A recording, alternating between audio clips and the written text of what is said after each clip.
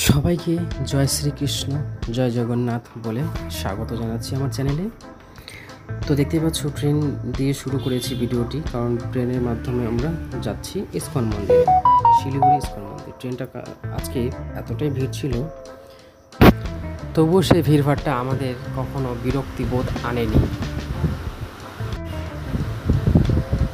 ট্রেনের জানলা থেকে দেখা যাচ্ছিল সুন্দর চা পাতা বাগান এবং চারিদিকে সবুজের সমারোহ।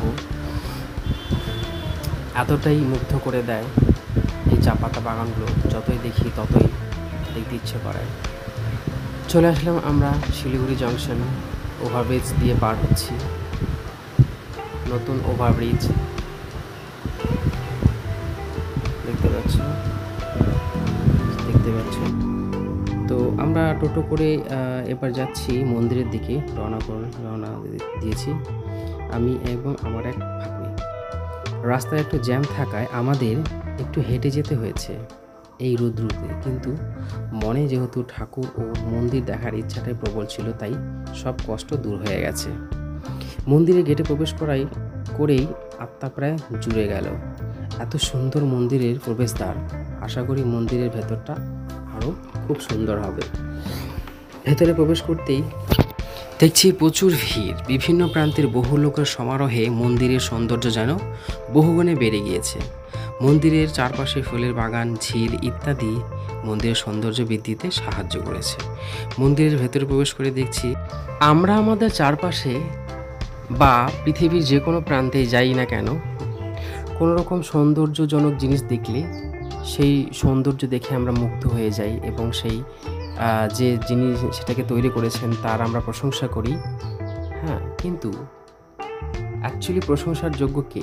অ্যাকচুয়ালি প্রশংসার যোগ্য হচ্ছে ভগবান, স্বয়ং ভগবান। কারণ ভগবানই এই সমস্ত কিছু সৃষ্টি করেছেন আমাদের দেখার জন্য। তাই মন্দিরের চারিদিকের আবহাওয়া এবং সৌন্দর্য, প্রাকৃতিক সৌন্দর্য দেখে আমি খুবই মুগ্ধ। দেখতে পাচ্ছ এখানে একটি ঝিল মানে পুকুর বানানো আছে, তার ওখানে রথ বানানো আছে, সেই রথে অনেকে চড়ে ফটো তুলছে।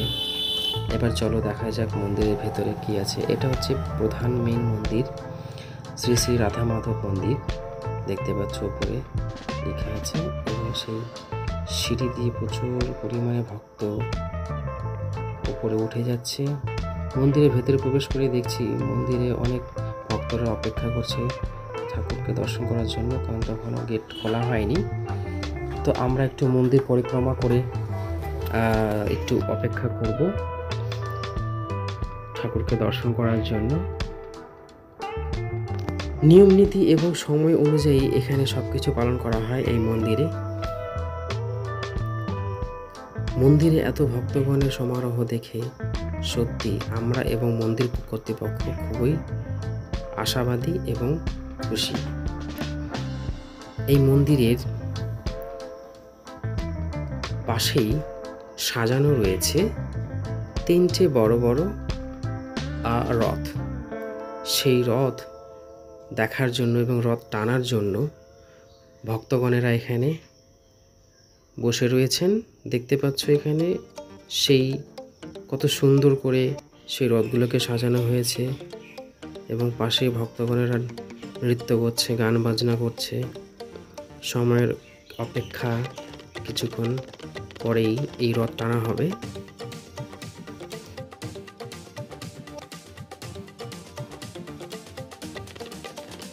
এবার এরপরে কিছুক্ষণ পরে মন্দিরের গেট খোলা হবে, তার জন্য ভক্তগণের অপেক্ষা করছিল, আমরা অপেক্ষা করছিলাম।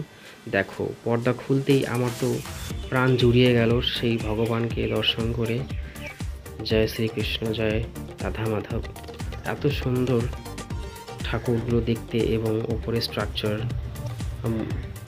পুরোপুরি এতটাই সুন্দর, মানে আমার আর ওখান থেকে বেরিয়ে আসতে ইচ্ছে করছিল না। তবুও কী করবো, আসতে তো হবেই। তাই ধোসা না কি বলে সেটা খেয়ে আমরা বাড়ি ফিরে চলে আসলাম সেই ট্রেনে করে। আবার সবাইকে অনেক ধন্যবাদ ভিডিওটি দেখার জন্য। জয় শ্রীকৃষ্ণ, জয় জগন্নাথ।